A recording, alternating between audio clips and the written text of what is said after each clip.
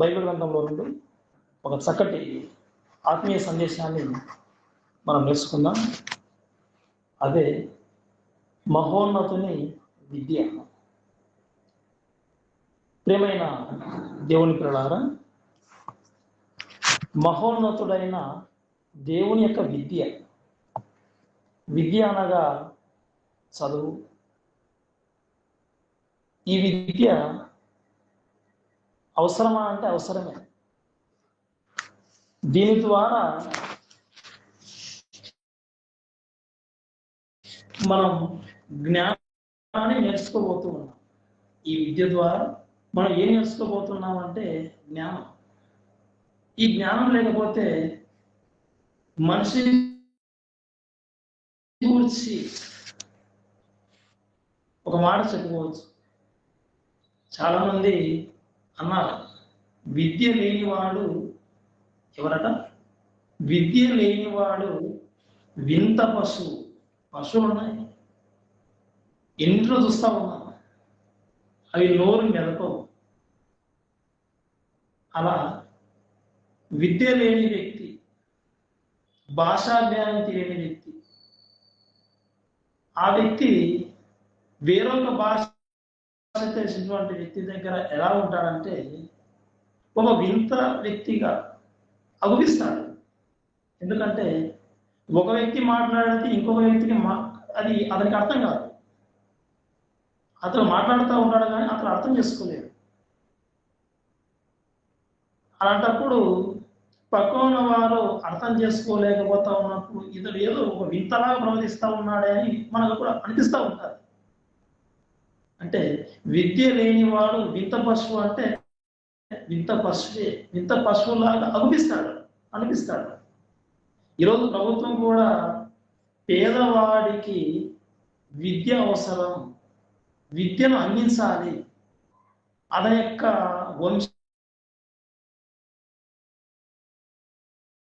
వంశావళిలో అతని తరంలో ఈ విద్యను అందిస్తే అతను బాగుపడితే ఆ విద్య ద్వారా అతని కుటుంబీకులలో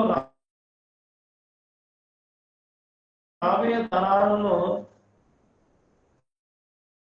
మన విద్య కనీస అక్షర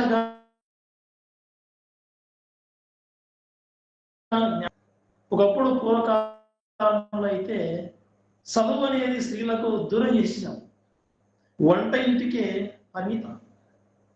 స్త్రీలకు విద్య అవసరం లేదు. ఓన్లీ పురుషులకు వీరికైనా విద్య చదువు అవసరమా అంటే పాత కాలంలో చాలా ఏళ్ల క్రితం వారి చదువుకునేవారు. తక్కువ స్థాయిలో నిమ్న వర్గాలు అని చెప్పుకునేటువంటి సమాజంలో ఉన్న వారికి విద్య అందించేవాళ్ళు కాదు. అయితే ఎందరో సంఘ సంస్కర్తల అడుగుల ఆలోచన వలన తర్వాత తరాల్లో విద్య అనేది అందరి దగ్గరకు వచ్చేసింది. ఈ విద్య ప్రతి ఒక్కరికి అవసరం. ఈ జ్ఞానాన్ని నేర్చుకుంటే ఏ వ్యక్తి అయినా సరే అతను అభివృద్ధిలోకి వస్తాడు, అతని కుటుంబం బాగుపడుతుంది అని ఈరోజు ప్రభుత్వాల విద్య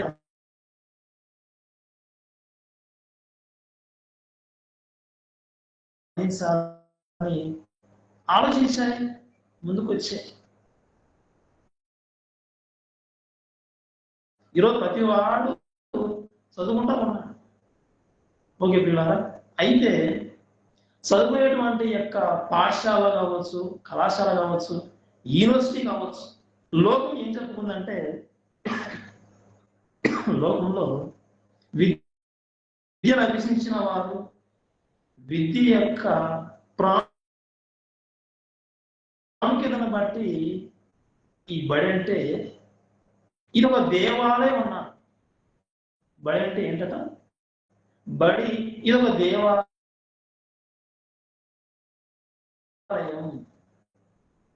ఈ బడి గుడి అన్నారు. బడి దేవాలయం అట, బడి గుడి అట.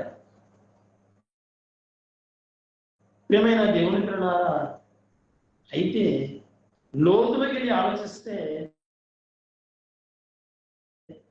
బడి గుడి కాదు. గుడి లాంటిది అనుకోవచ్చేమో కానీ బడి గుడి అయితే కాదు. అదేవిధంగా పాఠం బోధించేటువంటి ఉపాధ్యాయుని గురించి అంటే గురువు గురించి ఏమన్నారంటే, ఈ గురువు చెప్పేటువంటి ఆయన ఏకంగా గురువు గురువు దేవుడు కాదు.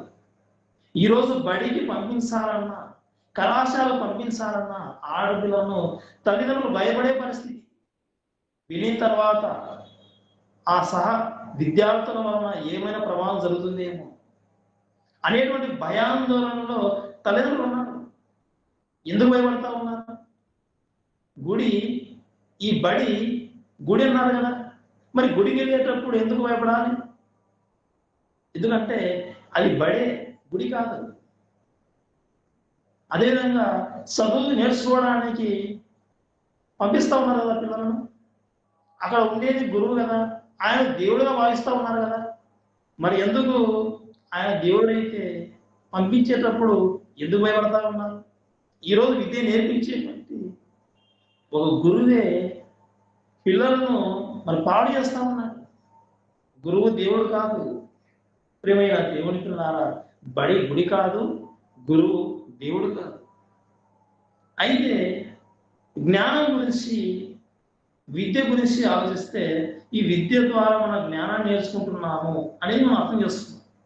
అయితే ఈ జ్ఞానం ఇది ఎన్ని రకాలు అనేది మనం తెలుసుకోవాలి. జ్ఞానము ఎన్ని రకాలు అనేది మనం తెలుసుకోవాలి. అయితే జ్ఞానం గురించి ఒక మాట చదువుకొని మనం ముందుకు వెళ్ళిపోదాం. సామెతల గ్రంథం 11వ అధ్యాయం 30వ వచనాన్ని చదువుకున్న తర్వాత ముందుకెళ్దాం. సామెతల గ్రంథం 11వ అధ్యాయం 30వ వచనం. నీతిమంతులు ఇచ్చు ఫలము జీవవృక్షము.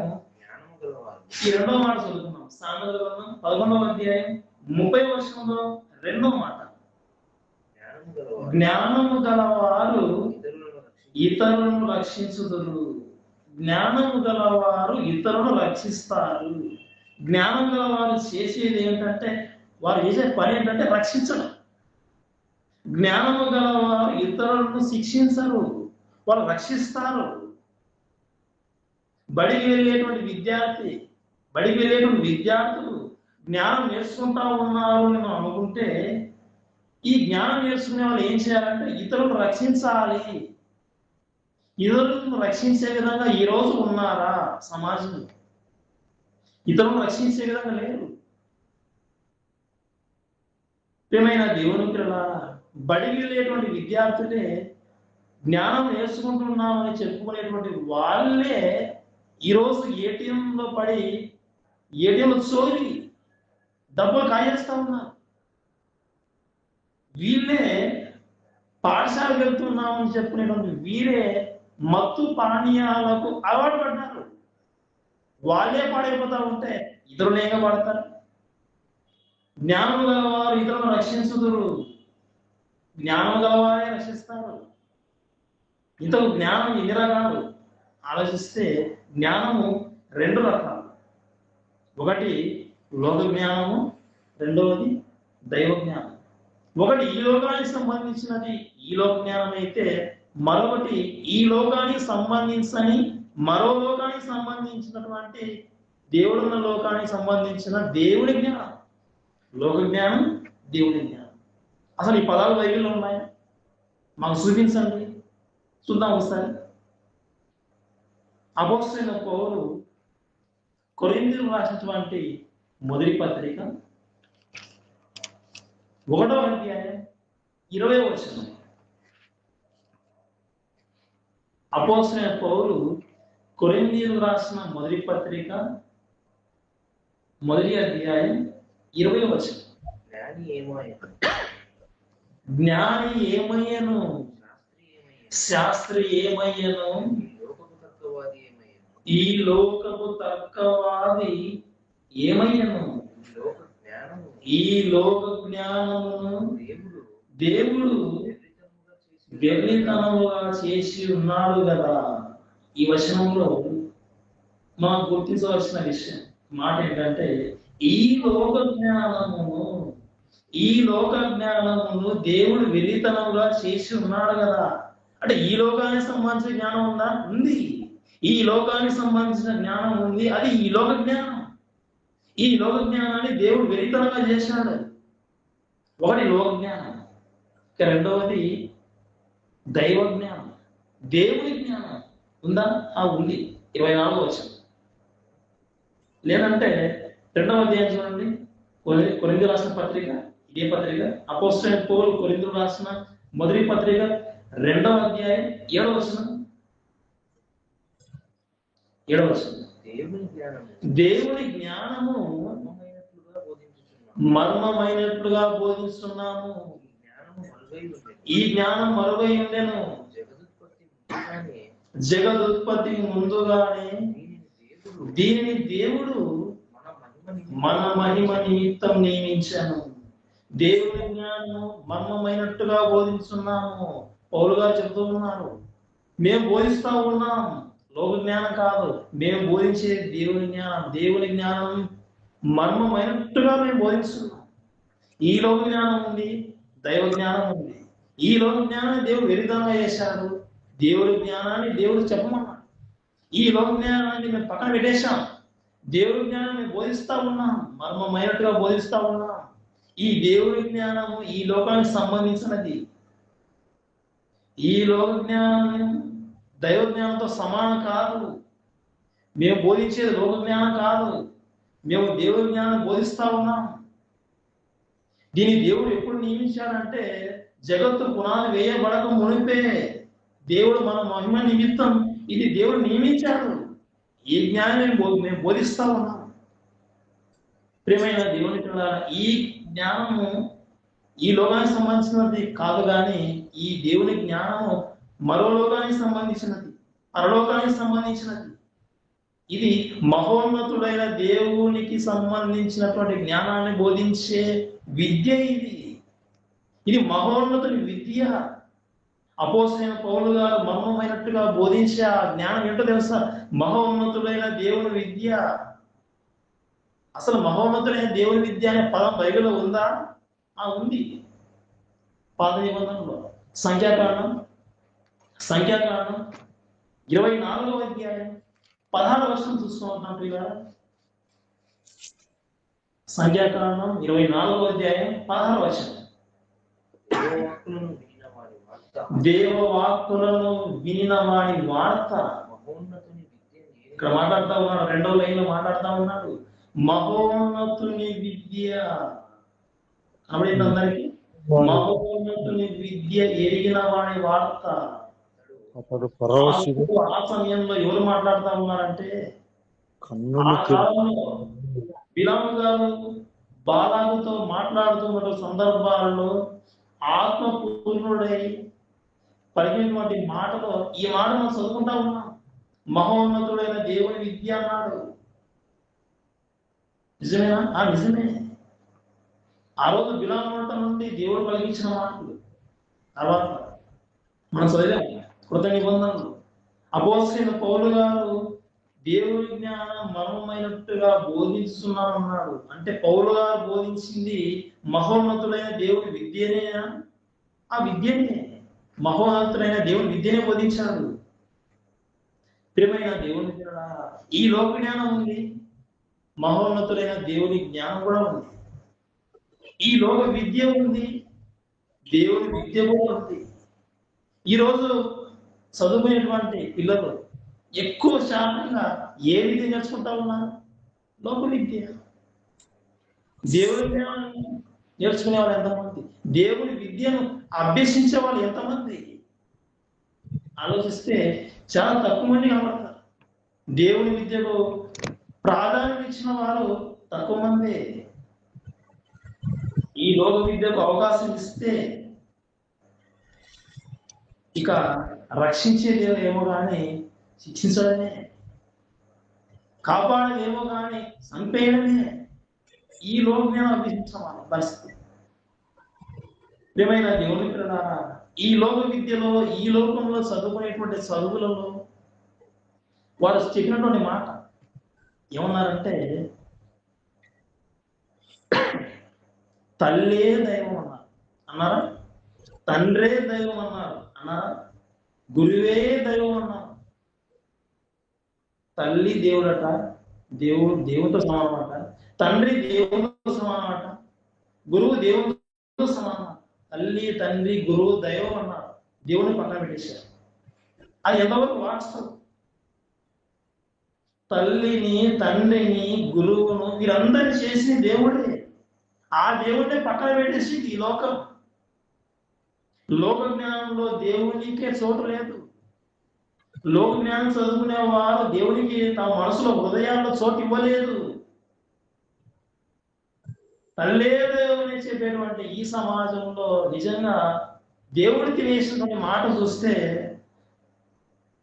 మనం కొంత విషయం ఆలోచించక తప్ప. యెషయా గ్రంథం 49వ అధ్యాయం, యెషయా గ్రంథం 49వ అధ్యాయం, యెషయా గ్రంథం 49వ అధ్యాయం 15వ వచనం. యెషయా గ్రంథం 49వ అధ్యాయం 15వ వచనంలో ఉన్నటువంటి మాట మనం చదువుకుంటా ఉన్నాం. స్త్రీ తన గర్భమున పుట్టిన బిడ్డను కరుణింపకుండా తన చంటి పిల్లను మరచునా? వారైనా మరచుదురు గాని నేను నిన్ను మరువను.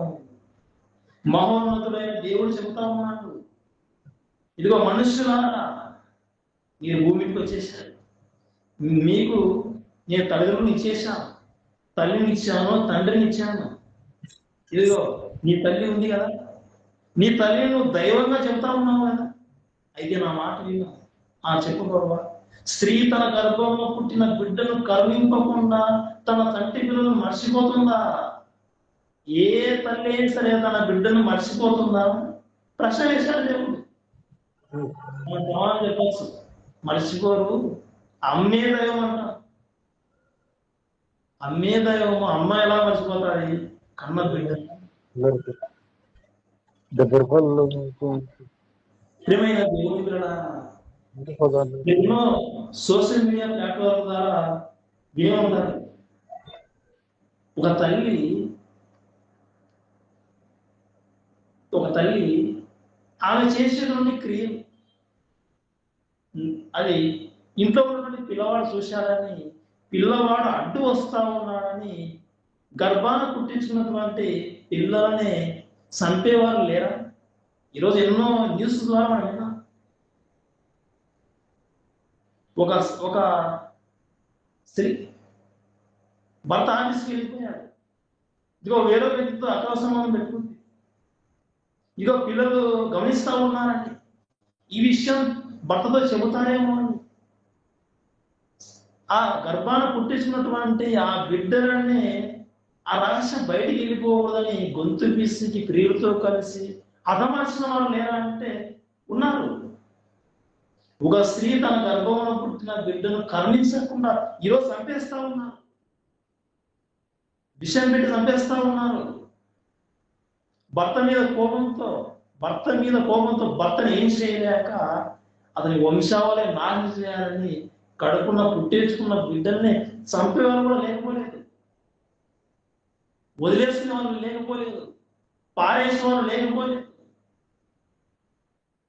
స్త్రీ తన గర్భంలో పుట్టించుకున్నటువంటి, తన గర్భాన్ని పుట్టినటువంటి బిడ్డను ఏమాత్రం కరుణింపకుండా చంటి పిల్లలను కూడా మర్చిపోయే విధంగా ఈ రోజు క్రూరంగా ఆడవాళ్ళలో అందరూ కొందరు కనబడతా ఉన్నారు. మీరు చూస్తూ ఉన్నారు వార్తలు. దేవుడు అంటా ఉన్నాడు, ఎవరైనా మర్చిపోతారు. చాలా మంది మర్చిపోయే వాళ్ళు కనబడతా ఉన్నారు. వారైనా మరుస్తులు కానీ నేను నిన్ను మరువను. చూడండి దేవుని యొక్క ప్రేమ. దేవుడు మర్చిపోడు. దేవునికి ఎంత ప్రేమ ఉన్నాడు మన మీద. తల్లి మర్చిపోవచ్చేమో కానీ దేవుడు మర్చిపోడు.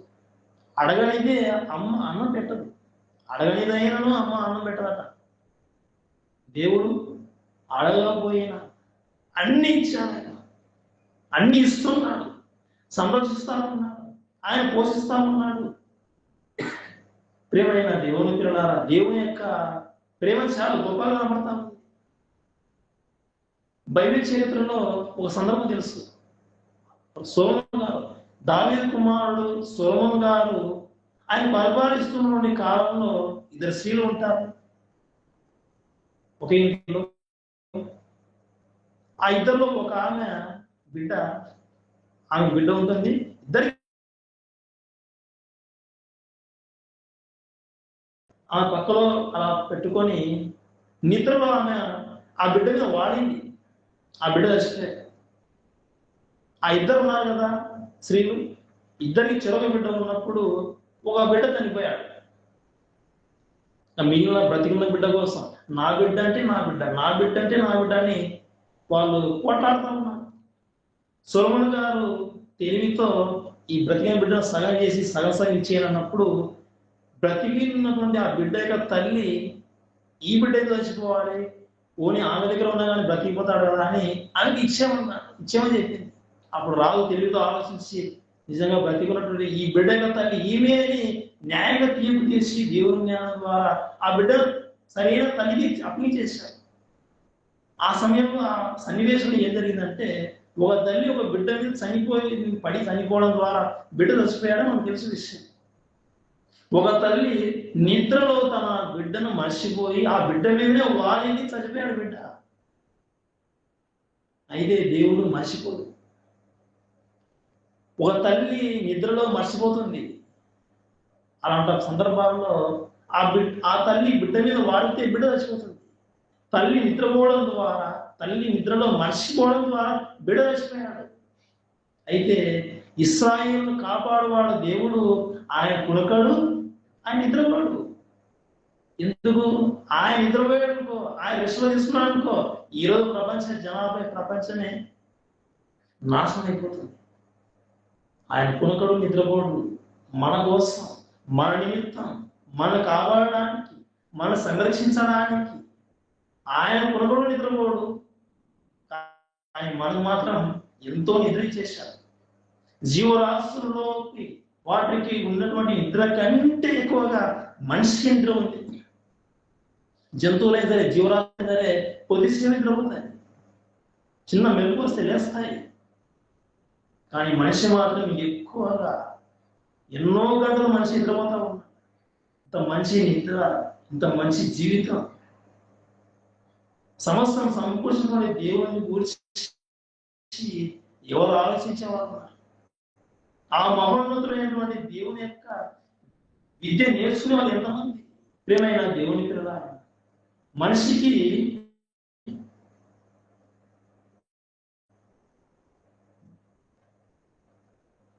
ఈరోజు సమాజంలో మనిషి దేవుని దూరం అయిపోతా ఉన్నాడు. దేవుని జ్ఞానం నేర్చుకోవడం లేదు, ఈ లోక జ్ఞానం నేర్చుకుంటూనే ఉన్నాడు. ఈ లోక జ్ఞానాన్ని తల్లిదండ్రులు అప్పగించేసి ఈ లోక విద్య నేర్పించడానికి, బడికి వెళ్ళడానికి పిల్లల్ని పంపుతా ఉన్నారు.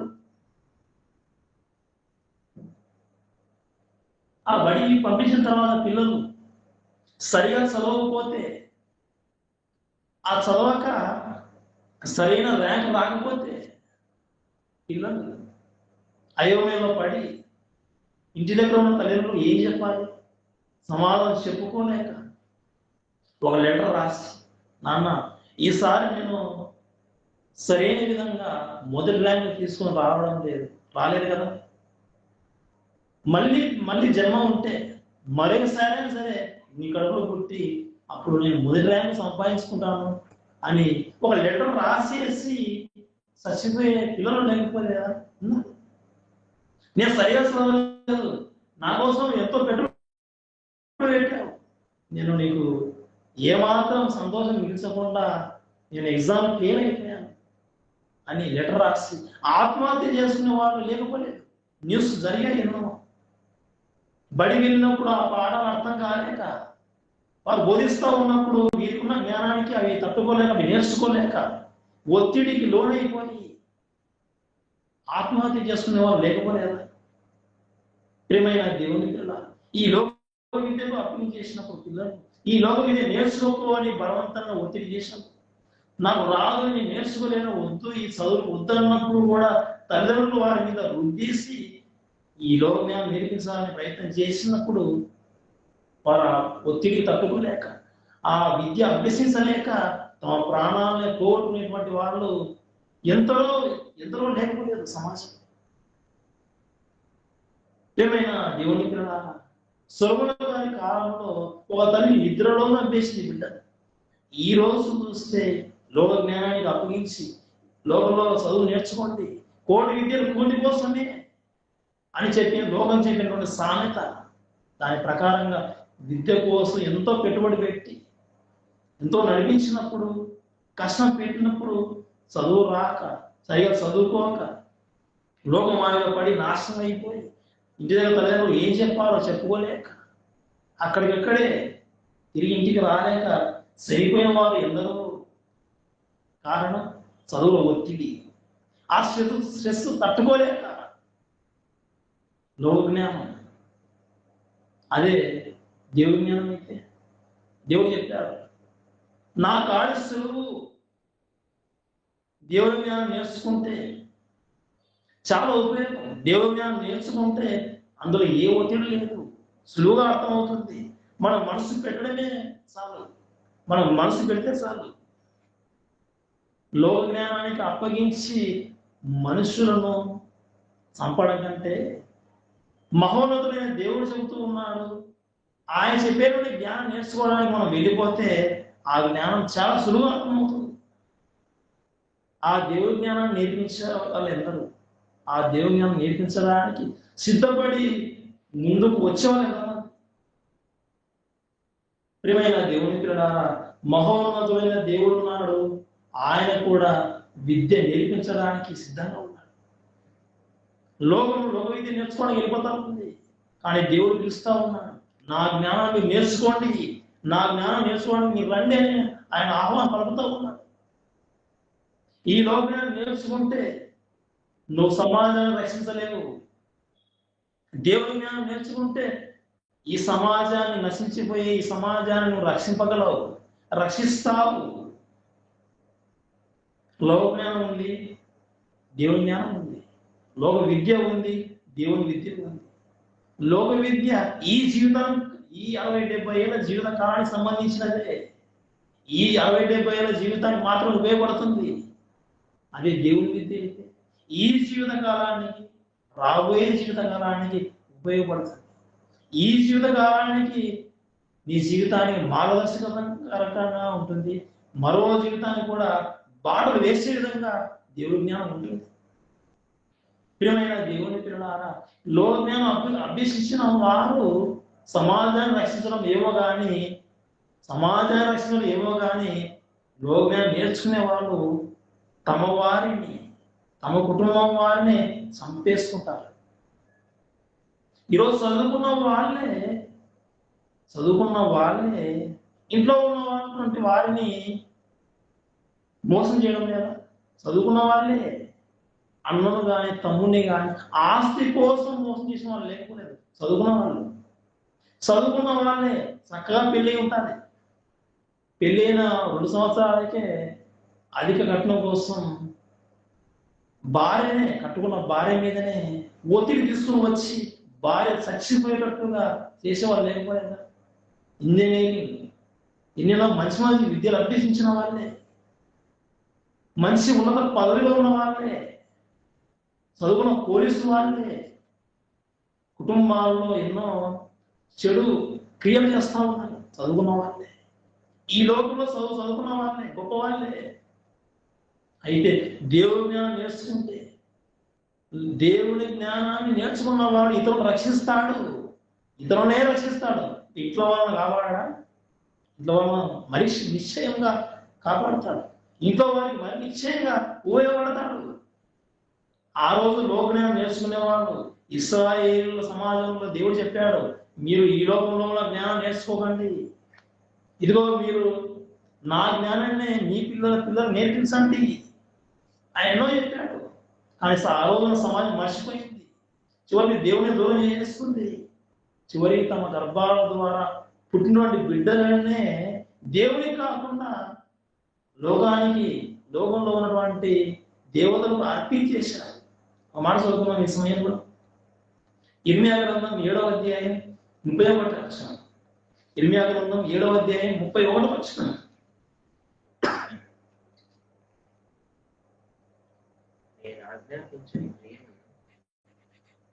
ఇర్మియా గ్రంథం 7వ అధ్యాయం 31వ వచనంలో యూదా వారు చేసినటువంటి దాని గురించి దేవుడు జ్ఞాపకం చేస్తూ తెలియజేసిన మాట చూడండి.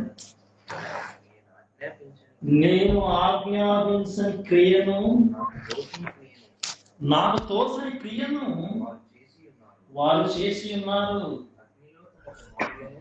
అగ్నిలో తమ కుమార్తెలను దహించుటకు బెన్ హిన్నోము లోయలోనున్న తోపేతునందు బలిపీఠమును కట్టుకుని ఉన్నారు. దేవుడు చెప్తా ఉన్నాడు, తన జనాంగమైనటువంటి యూదా వారు చేసినటువంటి దాని గురించి జ్ఞాపకం చేస్తా ఉన్నాడు. నేను వాళ్ళకు చెప్పలేదు, నేను నా పిల్లలకు చెప్పలేదు, నేను ఆజ్ఞాపించిన కాదు, నేను ఆజ్ఞాపించని, నేను చెప్పని క్రియలను, నాకు తోసని క్రియను. అసలు నాకే ఆలోచన కాలేదని దేవుడు చెప్తా ఉన్నాడు. నాకే ఇలాంటి ఆలోచన కాలేదే, యూదా వారు ఇలా చేశారని చెప్తా ఉన్నాడు. నేను ఆజ్ఞాపించని క్రియను, నాకు తోసని క్రియను వారు చేశాను. ఏం చేశారు ప్రభు? ఏం చేశారు వాళ్ళు? అగ్నిలో తమ కుమారులను, తమ కుమార్తెలను దహించేశారు. ఇది యూదా వారు చేసింది. ఎందుకు చేశారు ఇలా? దేవుడు చెప్పలేదు, దేవుడు చెప్పండి చేశారు వాళ్ళు. ఇది చేయకండి, ఇలాంటి పరిస్థితులు భవిష్యత్తులో మీరు ఎదుర్కొంటారో, మీరు చేసేస్తారేమో దేవుడు ముందుగానే చెప్పాడు. ఆయన మీ గర్భాల ద్వారా నేను మీకు గర్భఫలాన్ని ఇస్తే, గర్భఫలం ఎవరిచ్చే బహుమానం? దేవుడిచ్చే బహుమానం. కానీ యూదా వారు తమ బిడ్డని ఏం చేశారట? ఇతరుల దేవత బెన్ హిన్నోము లోయలో ఉన్నటువంటి తోపేతునందు బలిపీఠాలు కట్టేసుకున్నారు. ఎందుకు బలిపీఠాలు కట్టేసుకున్నారు? గొర్రె బలులు కాదు, మేక బలులు కాదు, తమ గర్భాల ద్వారా పుట్టినటువంటి బిడ్డల్ని దహించడానికి వారు కట్టుకున్నారు. ఆ బలిపీఠం మీద చంపేశారు కూడా. ఇలాంటి క్రియలు చేశారు యూదా వారు. దేవుడు చెప్పలేదు, అసలు ఇలాంటి ఆలోచన దేవుడికే రాలేదు. నేను ఆజ్ఞాపించని, నాకు తోసని క్రియ వీళ్ళు చేశారని దేవుడు బాధతో చెప్పాడు. అంటే దేవుడు ముందు చెప్పలేదా? ఇలాంటి జాగ్రత్త చెప్పలేదు, ముందు చెప్పాడు. పాత నిబంధనలోనే, ధర్మశాస్త్రంలోనే, మోసే ధర్మశాస్త్రంలోనే దేవుడు బలిగించిన మాట ఒకసారి జ్ఞాపకం చేస్తున్నాం. ద్వితీయోపదేశకాండం 12వ అధ్యాయం 31వ వచనం.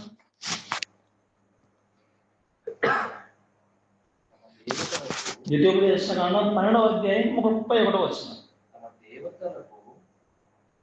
తమ దేవతలకు వారు చేసినట్లు నీవు నీ దేవుడైన యెహోవాను గూర్చి చేయవలదు. ఏలైనగా యెహోవా ద్వేషించు ప్రతి హేయ క్రియను వారు తమ దేవతలు చేసింది. వారు తమ దేవతల పేరిట తమ కుమారులను, తమ కుమార్తెలను అగ్నిహోత్రములో కాల్చివేదురు కదా. ధర్మశాస్త్రంలో దేవుడు తన పిల్లలకు చెప్తా ఉన్నాడు. ఏం చెప్తా ఉన్నాడంటే, ఇదిగో మీరు ఒకప్పుడు ఐగుప్తులో ఉన్నారు కదా, ఐగుప్తులో నుండి మిమ్మల్ని బయట తీసుకొని వచ్చాను కదా, అయితే మీరు నా మాట జాగ్రత్తగా వినండి. చాలా చెప్పుకుంటూ వచ్చి ఏం చెప్పాడంటే 21వ వచనంలో, తమ దేవతలకు వారు చేశారు. ఐగుప్తులో తమ దేవతలు వాళ్ళు చేశారు. ఏం చేశారు ప్రభువా? అక్కడ ఉన్న వాళ్ళు వాళ్ళ దేవతలు ఏం చేశారంటే, తమ దేవతలకు వారు చేసినట్లు నీవు నీ దేవుడైన యెహోవాను చేయవలదు. ఏలైనగా యెహోవా ద్వేషించే ప్రతి క్రియ వారు తమ దేవతలు చేసింది. ఏం చేశారో వివరిస్తా ఉన్నారు చూడండి. వారు తమ దేవతల పేరిట తమ కుమారులను, తమ కుమార్తెలను అగ్నిహోత్రంలో కాల్చివేశారు. మీకు తెలుసు, ఆల్రెడీ మీకు తెలుసు కదా, వాళ్ళు కాల్చేస్తారు కదా. మీరు అలా చేయకండి, మీరు అలా చేయకండి అని మోసే ద్వారా ద్వితీయోపదేశకాండంలో ఆయన రాయిస్తే, వాళ్ళు చేసినట్టు చేయకండి, వాళ్ళు చేసినట్టు చేశారంటే నా దేవుడు నాకు ద్వేషం అని ఆయన చెప్పినా కానీ యూదా వారు ఏం చేశారు? మర్చిపోయారు. దేవుని మాటలు మర్చిపోయారు, దేవుని ధర్మశాస్త్రాన్ని మర్చిపోయి ఇర్మియా కాలంలో అంతకంటే ముందుగా ఏం చేశారంటే తమ పిల్లలను అగ్నిహోత్రంలో కాల్చేశారు. అదే చెప్పాడు, మనం అదే చదువుకున్నాను. నేను ఆజ్ఞాపించని నాకు తోచని క్రియలు యూదా వారు చేశారు. తమ కుమారులను కుమార్తెలను బెన్హిన్నీము లోయలో ఇదిగో పిల్లలను హతమార్చడానికి అగ్నిహోత్రంలో వేయడానికి బలిపీఠాలు కట్టారని దేవుడు చేశాడు బాధతో. ప్రియమైన దేవుని పిల్ల, కారణం ఇదంతా ఎందుకు జరిగింది? దేవుడు ఆజ్ఞాపించింది ధర్మశాస్త్రం. చిన్నపిల్లలు వాళ్ళు తెలియజెప్పలేదు. ఇంకా పెద్దవాళ్ళు వీళ్ళకు తెలియక కనీసం మానవతము చూపలేదు. మా పిల్లలే కదా, మా గర్భాలు కూడా పుట్టిన వాళ్ళే కదా అని కనీసం మానవత్వం కూడా చూపకుండా ఆ పిల్లలను అగ్నిహోత్రంలో కాల్చేశారు. అలా చేయడం ఎంత బాధాకరం! అసలు దేవుడి జ్ఞానం చేసి ఉంటే ఇలా చేసేవాళ్ళైనా? మనం చదువుకున్నాం ప్రారంభంలో, జ్ఞానము గలవారు ఇతరులు ఏం చేస్తారు? జ్ఞానము గలవారు ఇతరులను రక్షిస్తారు. ఏ జ్ఞానం అది? దేవుని జ్ఞానం అయితేనే. దేవుని జ్ఞానం గలవారు ఇతరులను రక్షిస్తారు. దేవుని జ్ఞానం గలవారు ఇతరులను రక్షిస్తారు. ఈ లోక జ్ఞానం కలిగినటువంటి వారు ఇతరులను రక్షించారు. ఇక చంపడమే, మోసం చేయడమే, అన్యాయం చేయడమే ఈ లోకంలో చూస్తా ఉన్నాం ఎన్నో. ప్రియమైన దేవుని పిల్ల, మహోన్నతులైన దేవుని విద్య నేర్చుకోవాలి. ఈరోజు దేవుని విద్య, దేవుని జ్ఞానం నేర్చుకునే వాళ్ళు కరువైపోయారు. చూద్దాం, చివరిగా 2 మాటలు చదువుకుందాం. 2 వచనాలు దేవుడు రాయించిన మాట. హోషేయ గ్రంథం 4వ అధ్యాయం 2వ వచనం.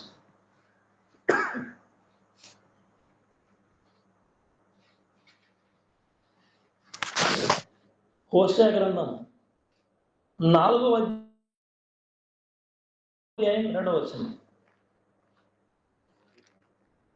హోషేయ గ్రంథం 4వ అధ్యాయం 2వ వచనంలో చదువుకుందాం.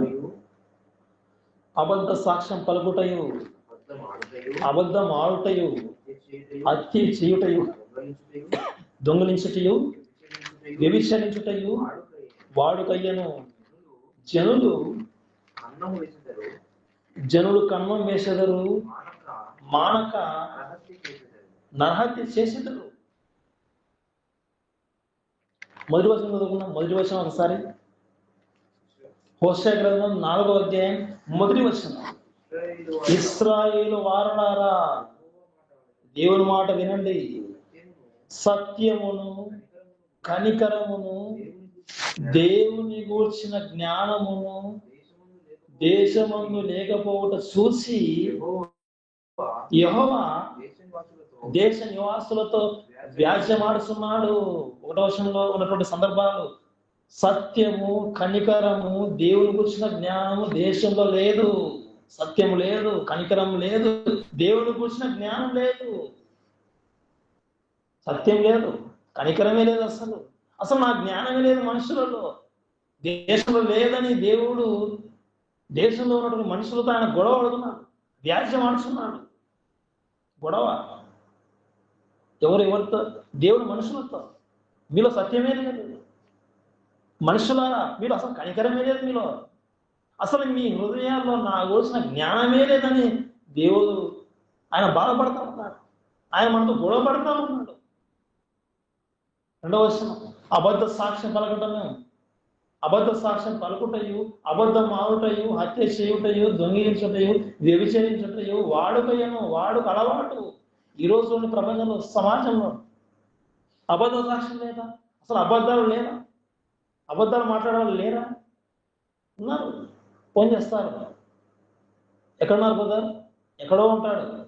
ఇదో దగ్గరలో, టౌన్ దగ్గరలో ఉన్నాడు, ఒక 5 నిమిషాల ముందు అంటాడు. 5 నిమిషాలు కాదు, అర్ధగంట తర్వాత వస్తాడు. ఎందుకు? ఆ ప్రయాణంలో అబద్ధం చెప్పాడు. ఇక్కడే ఉన్నాను దగ్గరలో అని. అబద్ధం. ఇలా చిన్న చిన్న అబద్ధాలే పెద్ద తర్వాత పెద్ద పెద్ద అబద్ధాలు. అబద్ధ సాక్ష్యం పలకడం ఇతరుల మీద, అబద్ధం ఆడటం, హత్య చేయటం. ఈరోజు సమాజంలో హత్య చేయడమే. ఎదుగుతూ ఉంటారు ఎక్కువలో.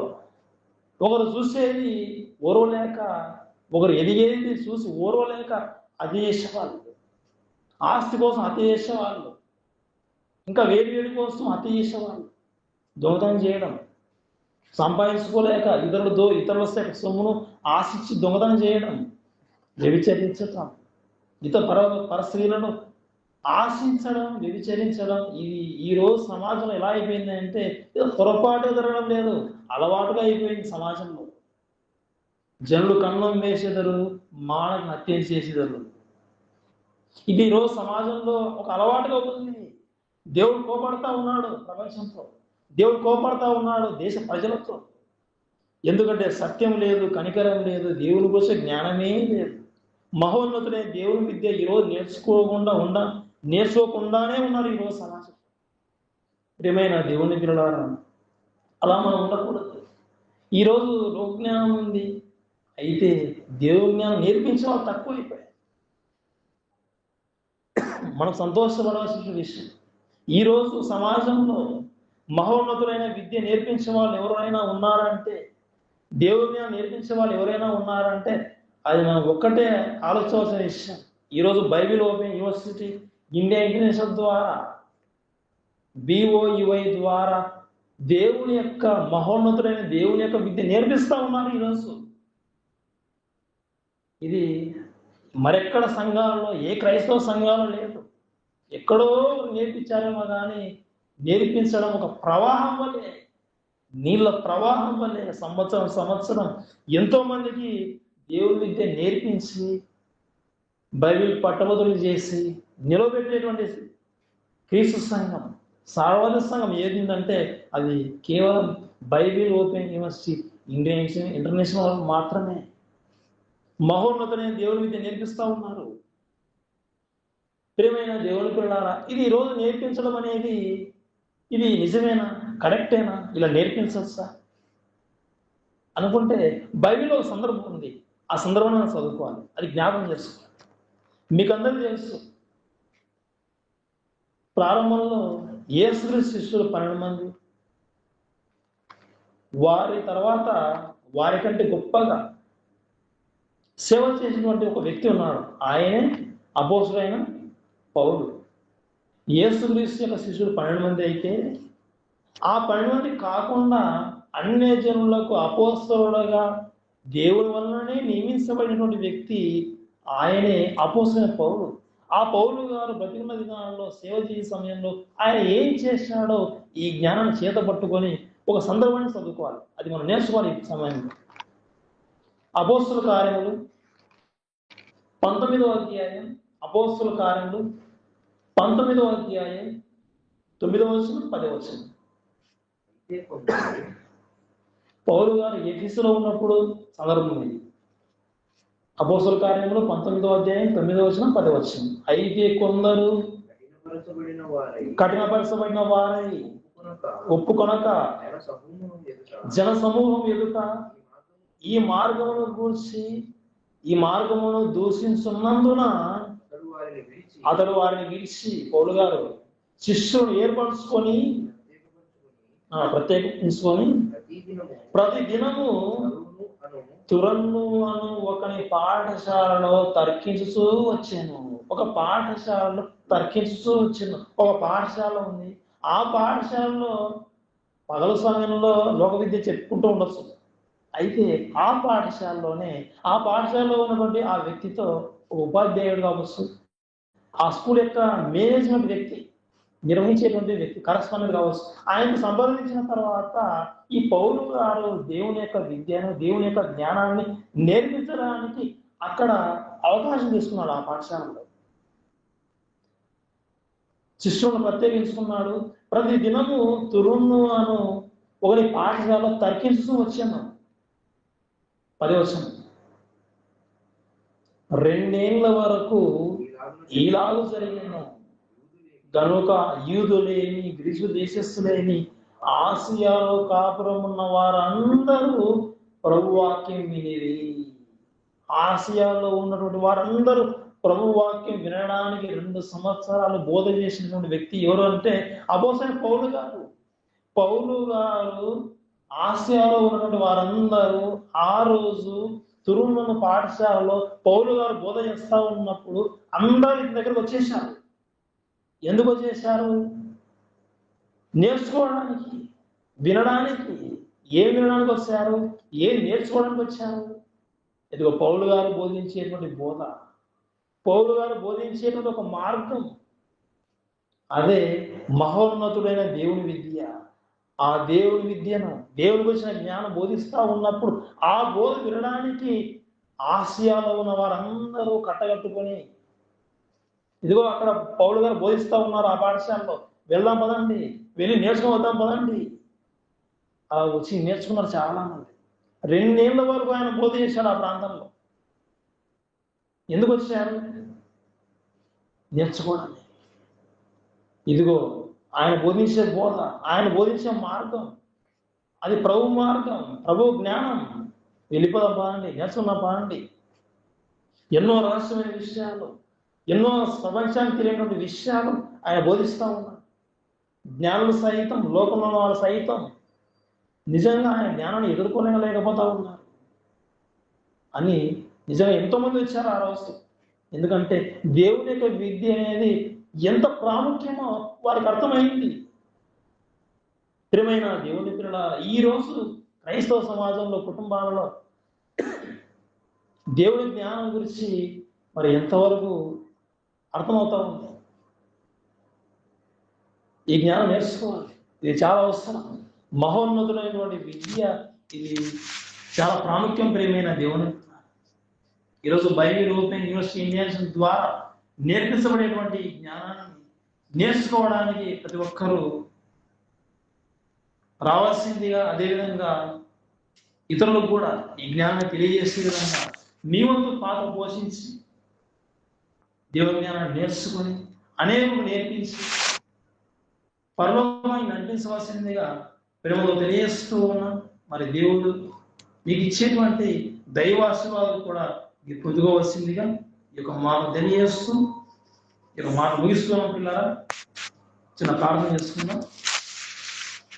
అందరూ ప్రార్థనలు ఏకమించవలసిందిగా ప్రేమతో కోరుకొలుచు ఉన్నాం.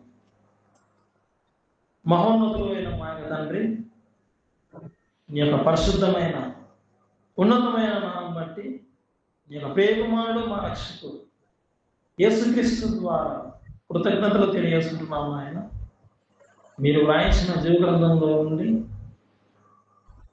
కొన్ని విషయాలు తండ్రి మేము జ్ఞాపకం చేసుకుంటాం. మహోన్నతుడైన నీ విద్య, ఆయన నీ గురించినటువంటి వార్త తండ్రి మీరు నేర్చుకోవాలని, తెలుసుకోవాలని మీరు వాయించారు. నిజమే తండ్రి, ఈ లోక జ్ఞానం నేర్చుకోకుండా నీ జ్ఞానాన్ని మేము నేర్చుకుంటే సమాజంలో తండ్రి ఇతరులను రక్షిస్తాం. ఇదే రీతిగా ఆయన నీకోసం తండ్రి గొప్పగా అనేకమైనటువంటి కార్యక్రమాలు మేము చేసే విధంగా మమ్మల్ని నడిపించమని కోరుకొనిస్తూ ఉన్నాం. ఇదిగో తండ్రి, నీ జ్ఞానం నేర్చుకోవడానికి మీరు ఆహ్వానిస్తూ ఉన్నారు, చదివిస్తూ ఉన్నారు.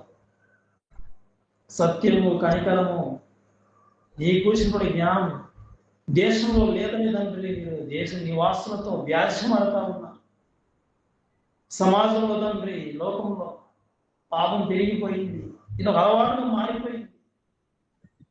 ఇదిగో తండ్రి, ఆ సందర్భాల్లో అట్టి భార్య తండ్రి, భార్యలో మేము పడిపోకుండా మమ్మల్ని మేము కాపాడుకుంటూ సమాజంలో తండ్రి కొందరినైనా అగ్నిలో నుండి లాగినట్టు రక్షించే కృప మాకు దయచేయమని ఇప్పటి వరకు ఈ మాటలు ఆయన ఓపికగా వినటువంటి ప్రతి ఒక్కరికి నాయన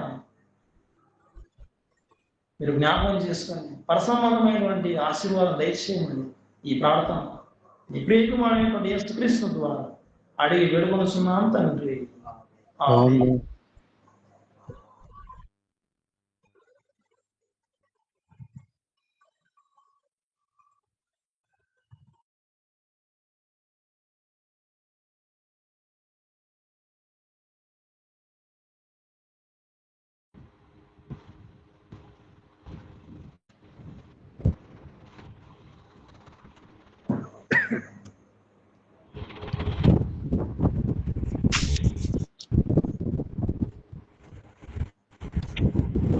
అందరికీ వందనాలు.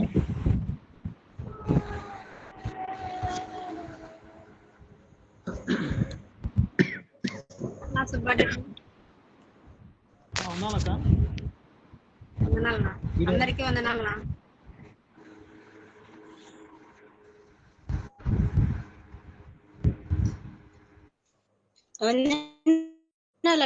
వందనాలక్క. నెక్స్ట్ విజయ్ కుమార్ అన్న నడక అందుబాటులో. విజయ్ కుమార్ అన్న లేడన్నా. Okay okay okay. అన్న యాగవన వందనాలన్నా. శృతి అక్క వందనాలు. రమేష్ అన్న వందనాలు. శ్రీధర్ వందనాలు. బాగున్నారా? చందన్న అన్న వందనాలన్నా. నెక్స్ట్ మైకిల్ అన్న వందనాలు. ఓకే అందరికీ వందనాలన్నా.